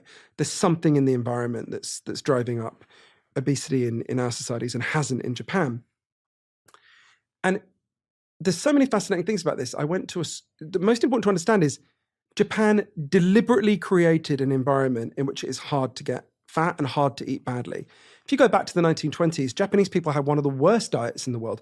They only ate protein on average once a week, right? They were quite unwell. They had poor life expectancy. And the Japanese government at the time deliberately transformed the society, not for a good reason. It's because they wanted to have an army to go and invade the rest of Asia. So we all got our motives for weight loss, not the best one. But whatever, it worked, right? And they deliberately created this new diet and this new way of being, which is now continued in policy in Japan. So I went to a school, like I say, in Tokyo to see how does it begin. There's lots of layers at which they do this. And I was greeted at the door by a woman called Harumi Tatibe, who's the nutritionist at this school, Koenji School. Every school, by law, in Japan has to employ a professional nutritionist. It's a difficult qualification to get. It's 3 years on top of your teaching qualification. Your job is to design the food that the kids eat. By law, the kids can't bring packed lunches. They have to eat what's prepared there. And that food has to be fresh, prepared on the day, and have no processed ingredients at all. And then they use this healthy food, which has to contain all the food groups every day, to educate the kids about how to make their bodies healthy. So, they're eating this food, and Japanese people love food. It's not a place where people deny themselves food. They love it, right? So I'm with this group of kids. They're eating the school lunch, which literally is more like something from Nobu than like anything we ever ate at school, right? And they're eating it. And I say to these kids, through my translator, Chie, I said to these kids, I'll never forget it. This is the class I'm thinking of in particular, there were 9, 10-year-olds. I said, what's your favorite food? The first kid said, broccoli. I love broccoli. I was like, okay, little freak. Said to the next kid, what's your favorite food? She said, white fish. I said to the next kid, and she said, boiled white rice. And I turned to Chie and I said, are these kids trolling me, right? Their favorite foods are broccoli and what? And Chie, like all Japanese people, could not understand why I was puzzled and said, well, what do you mean? We teach our kids to eat healthy food. Don't you do that? And every food group they have a rope, a colored rope. So they when they're eating the calcium, she holds up the white rope. She goes, this is calcium. What does it do? And someone yells out, it makes your bones strong. And she goes, the red rope, this is carbs. What do? Give you energy. And she ties the ropes together in every lesson. And that's a rounded meal that you should have in every meal, right? So they teach kids from a very young age how to nurture their bodies. And I was with these kids and I couldn't resist the temptation. I pulled up on my phone videos of British and American school meals.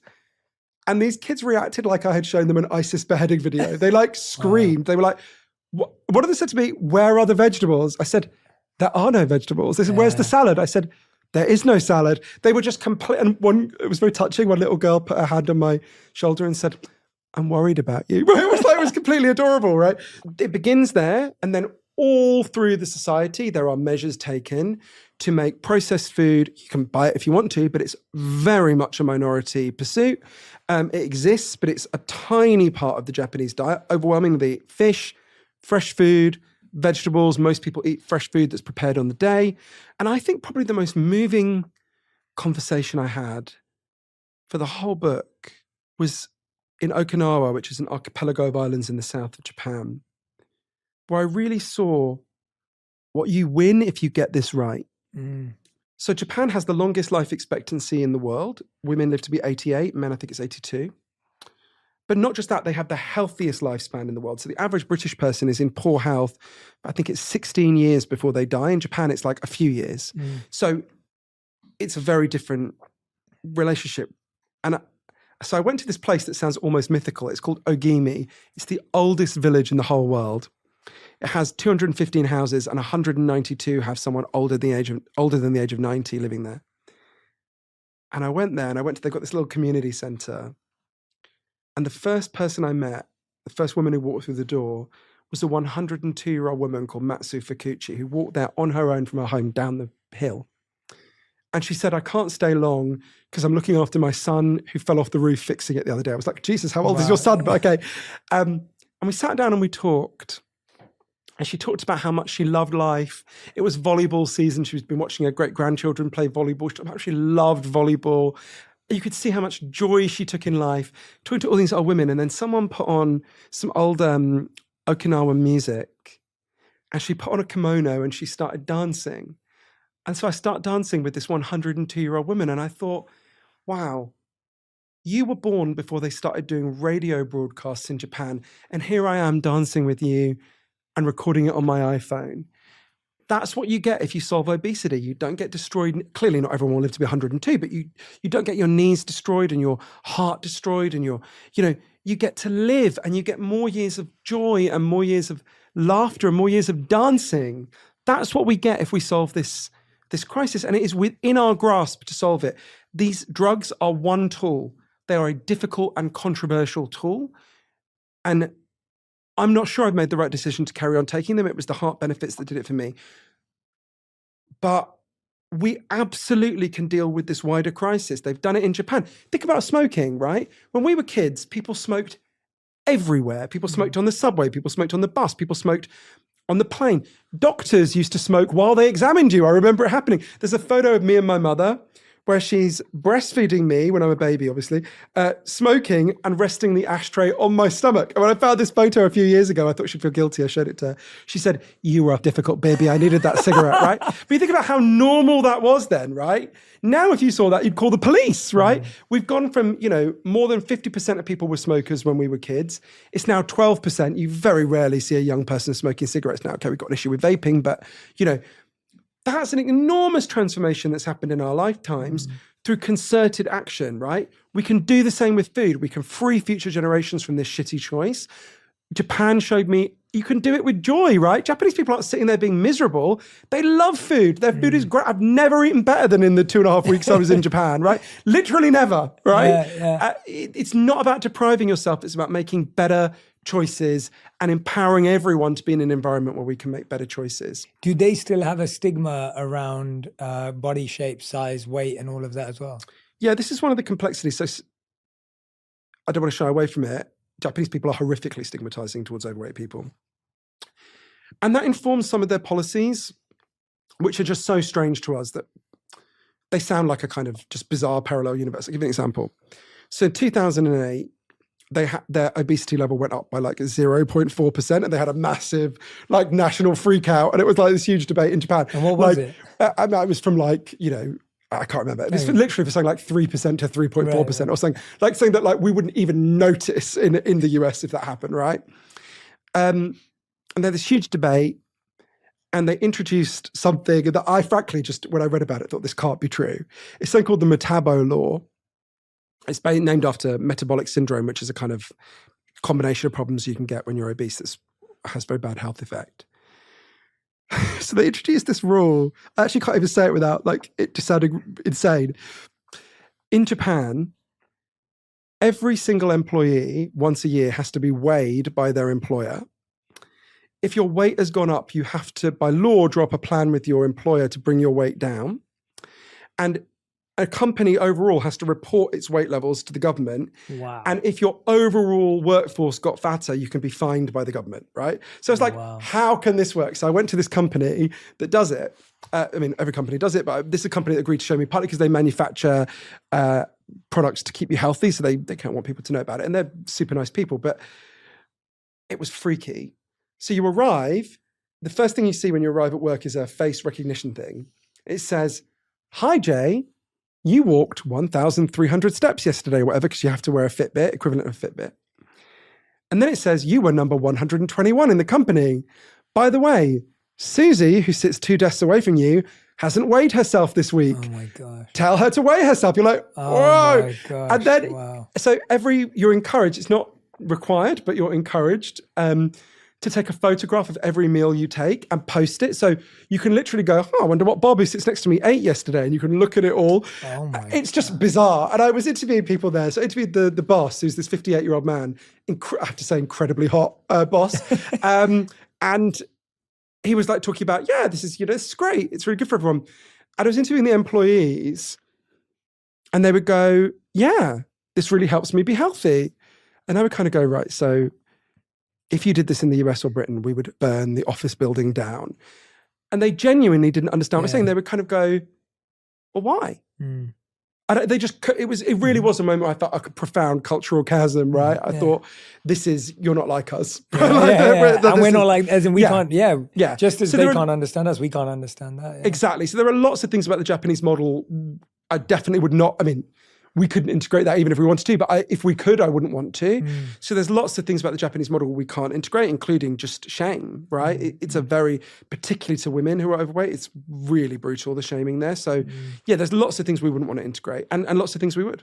Yeah. It's one thing that has stayed with me as we've been on this beautiful journey together today. I feel like I've learned so much from you. I learned so much from the book. I really want people to read the book, to dive into it. We've kind of nicely visited different chapters and different sections inside of the book. But there's one thing that stayed with me, and it's this idea of, even after being on Ozempic, if people are unable to change their eating habits, even though they're satiated quicker, does that not necessarily double up on the health problems too?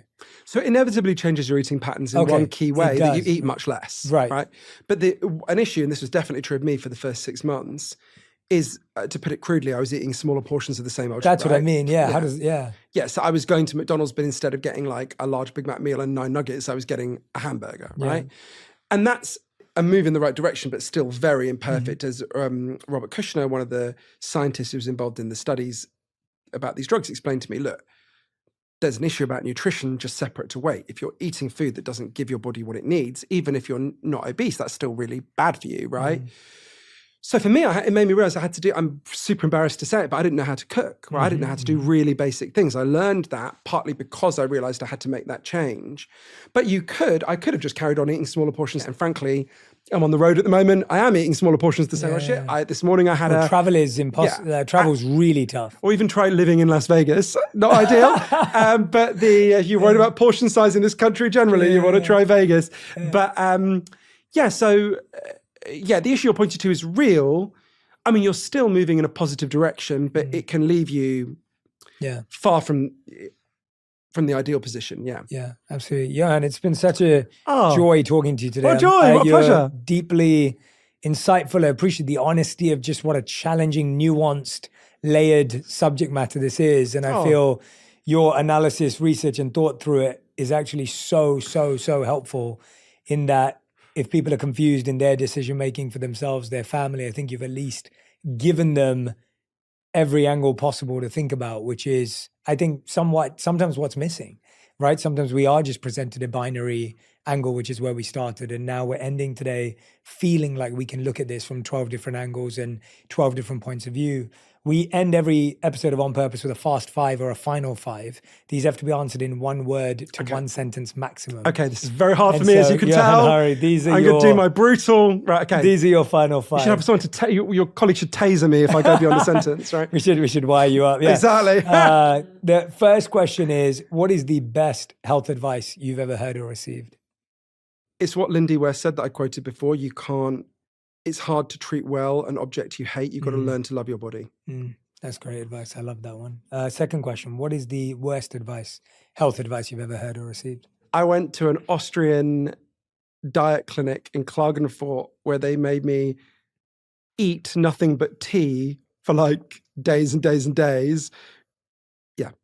Not good advice. Yeah, just tea. Exactly, yeah. How did that end up? Tell us. I want to know more. Well, I was surrounded by people. I would go so there were people there who'd who'd been there for like 3 weeks and they were on the tea diet. And I said, how do you feel? And they said, terrible. I was like, yeah, you're going to die. Get out of here. I felt like Jack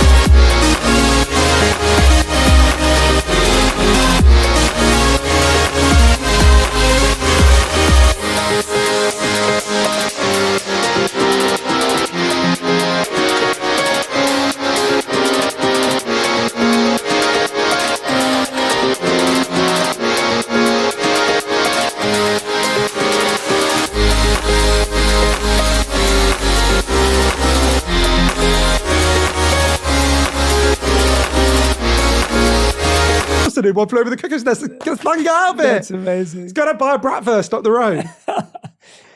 Question number 3. What's something that surprised you about this journey that you went on with the magic pill? How hard it is, how complicated. It's not. I'm not normally such an even-handed person. It's really complicated.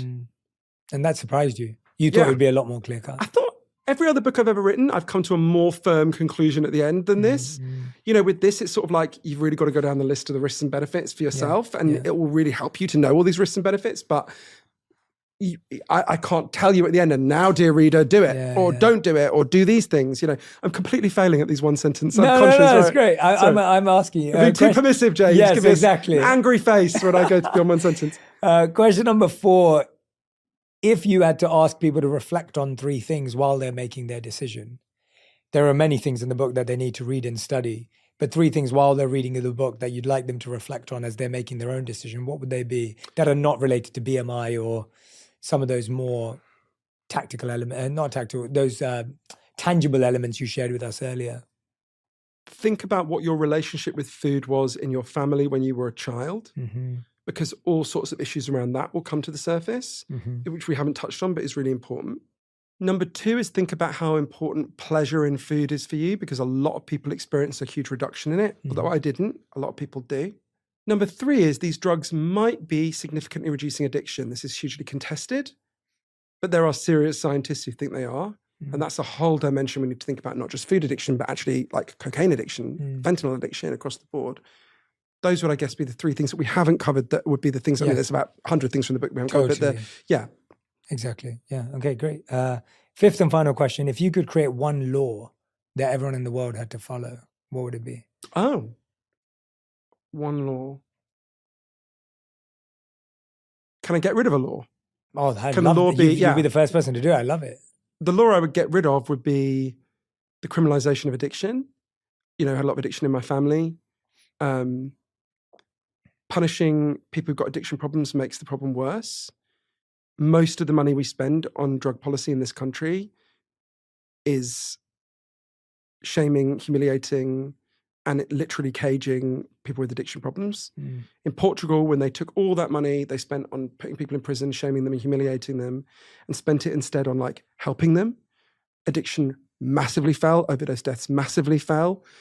We could do the same and we'd get the same results. So it would be, I guess, take the current law on criminalizing addiction and drug use more generally and transfer all that money to helping people instead. Brilliant. You're the first person ever to get rid of a law. Get rid of a law. Great. Happy days. I'm not normally so libertarian, but there we go. Everyone, the book is called The Magic Pill, The Extraordinary Benefits and Disturbing Risks of the New Weight Loss Drugs. Johann Hari, thank you so much. Make sure you go and grab and order a copy right now. I really, really want this.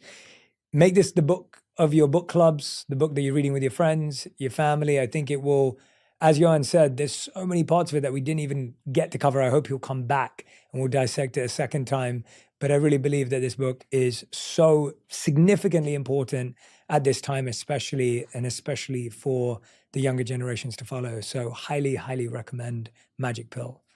Thank you so much. With that. Thanks so much, Jay. Thank you. I really mean it. I feel quite emotional hearing you say that. Thank you so much. I really mean it. I think there's so many things, like you said, that we still haven't covered, and I hope you'll come back to do those. Anytime. Because yeah, I think this is it's the biggest thing right now, and especially with the way you've dived into it when you're talking about just the amount of stigma there is from day one, and it seems to never go. Like you said, even with Oprah, right? Like it's like whether you're here or you're here, it's like that experience of that stigma doesn't disappear.